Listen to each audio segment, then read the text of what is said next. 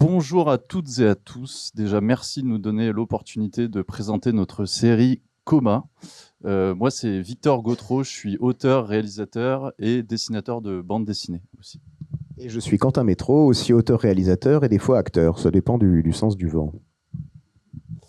Aujourd'hui, on vous présente une série sur laquelle on travaille déjà depuis un petit moment avec Quentin. C'est à la frontière, on s'inspire un peu de la sitcom comédie en milieu médical avec une tendance feuilletonnante. Je m'explique. On est dans un service unique au monde qu'on appelle l'unité de veille. Donc imaginez au sous-sol d'un hôpital, un petit service où on s'occupe uniquement de patients dans le coma. Ici, on ne soigne pas, on veille. Chaque jour, on propose tout un tas d'activités aux patients qu'on appelle les endormis, afin de optimiser leur réveil. Par exemple, si on était peintre à l'époque, on peut nous tenir la main et nous tendre le pinceau vers un tableau, je perds mes mots, pour imaginer ce qui se passe dans notre tête. On peut écouter de la musique, on peut regarder des films, et si on se balade dans les couloirs du service, on peut croiser des clowns, des magiciens, des profs de sport. Et tout aussi absurde que ça puisse paraître, il y a une véritable volonté humaniste, voire poétique, dans ce service qui dure déjà depuis un petit moment et qui subsiste en plus. Et j'en perds mes mots, mon cher Quentin. Parce que oui, pourquoi il y a une volonté humaniste, pardon. Parce qu'on est persuadé que c'est en titillant notre cerveau qu'on finira par se réveiller. C'est le meilleur sommeil pour le meilleur réveil. C'est pour ça que d'ailleurs on développe tout un tas de technologies qui permettent de scruter un peu le subconscient des endormis pour savoir si les services sont appréciés ou non. Et c'est des technologies qui vont évoluer pendant la série avec leurs avantages et leurs inconvénients. Au moment où on commence l'histoire, le service a perdu ses subventions publiques parce que c'est quand même vachement moins rentable de s'occuper des gens entre la vie et la mort. Du coup, on va basculer petit à petit dans une privatisation qui va être totalement déshumanisante. Et c'est un véritable cauchemar technologique que les membres du personnel vont devoir affronter. Tout à fait. Et on rentre dans le service avec Sylvie Bulot, qui est une infirmière d'une trentaine d'années, stressée, maladroite et qui est pourtant animée avec un fort désir de rédemption parce qu'elle se traîne de sacrées casseroles. Bon, elle a plus ou moins tué 17 personnes, mais c'est compliqué hors contexte comme ça. Et comme c'est son premier jour, elle est accueillie par Marie-Claude, qui est la directrice, très froide, très droite et pas franchement chaleureuse. En même temps, elle porte à bout de bras un service qui est sur le point de s'effondrer. Et pour pouvoir le sauver, il va falloir qu'elle fasse des choix drastiques, quitte à ce que parfois la peur lui fasse renier ses valeurs. Et pour accompagner Sylvie sur ce premier jour, c'est Ginette Chapeau qui s'en charge. C'est la femme à tout faire, la force tranquille. Elle est toujours posée sur son balai et elle voit un peu les endormis comme des arbres dans une forêt qu'il faut protéger et préserver coûte que coûte. Et avec la privatisation qui arrive, c'est synonyme de cauchemar capitaliste. Et Ginette, elle aime pas bien ça, les capitalistes. Alors des fois aussi, avec Ginette, ça lui arrive de fumer des clopes en cachette avec Timéo, l'aide-soignant, dans les toilettes. Et Timéo, lui, c'est un peu le mec qui vient là pour se planquer, qui était persuadé d'avoir trouvé la planque parfaite à s'occuper de gens qui dorment, sauf qu'en fait, il va se rendre compte que le service est beaucoup plus agité que ce qu'il croyait. Et aussi, il va découvrir que la passivité, c'est pas une fin en soi. Dans le couloir d'après, Sylvie rencontre Eric, le médecin, le seul médecin du service. Eric, il se prend pour Monsieur Blague, mais il n'a pas le sens de la rythmique ni le sens de la chute. Donc, c'est-à-dire que tout tombe un peu à plat tout le temps. Et derrière, Eric, par contre, est un médecin ultra compétent, ultra efficace. Mais il fait un petit peu ça sans empathie. Mais c'est surtout parce que son gros problème à Eric, c'est qu'il n'est pas forcément peut-être totalement humain. Wink.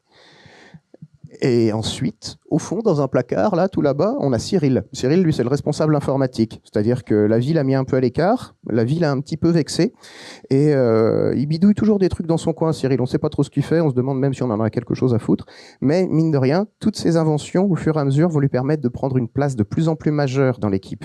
Une place qui est à la hauteur de son ego mal placé. Et opposé à toute cette équipe, nous avons l'ombre.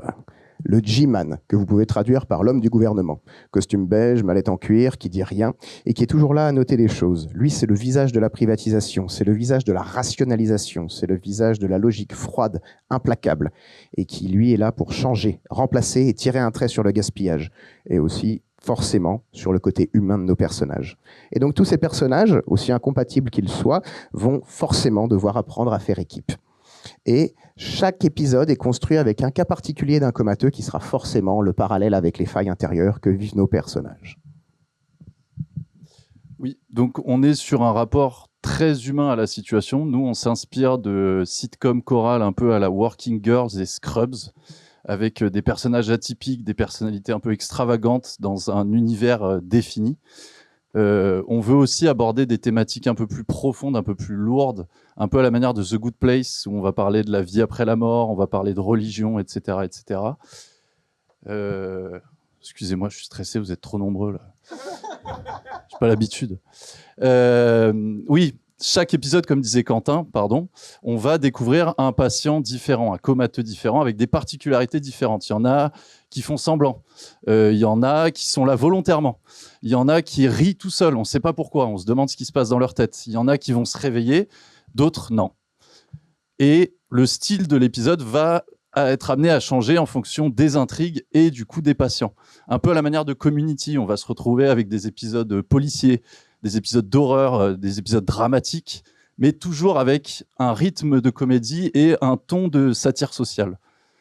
On n'est pas une histoire de science-fiction, c'est l'histoire d'un service un peu particulier, on va dire, qui fait tout pour réveiller ses patients, mais qui est prêt à tout pour réveiller ses patients. Et au-delà de ces histoires de vie qu'on va vous présenter, en fait, c'est tout un univers qu'on veut proposer avec une approche concrète et graphique un peu à la manière de Gondry et une atmosphère poétique à la Jeunet. Voilà. On veut avoir des vrais humains face à ce capharnaüm technologique et ce monde mystérieux entre la vie et la mort.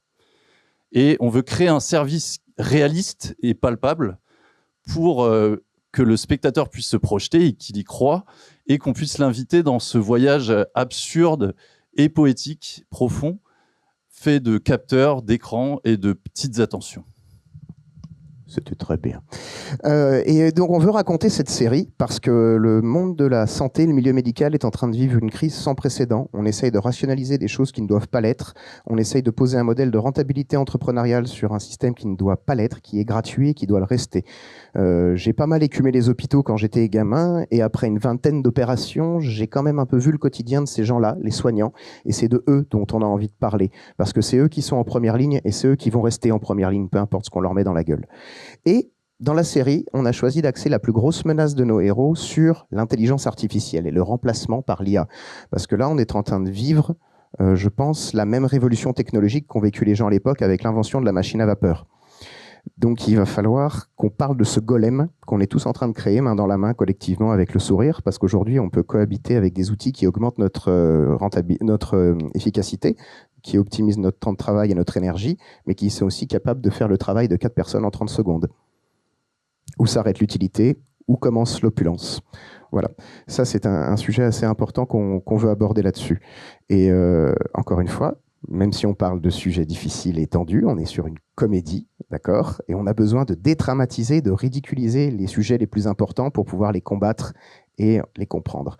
Voilà, d'un point de vue personnel, je pense que c'est le rire qui permet aux gens de faire accepter les choses qui sont différentes d'eux. Voilà. C'était très bien dit aussi. On a une Bible, une pré-Bible décrite qu'on peut vous partager. On a 10 épisodes de 26 minutes dont on a écrit les arches. On a un pilote, une première version qu'on peut partager aussi à celles et ceux qui sont intéressés. Là, on cherche un producteur, une productrice intéressée pour nous accompagner, qui visualise un peu notre univers et qui a envie de s'engager avec nous pour faire exister ce rêve.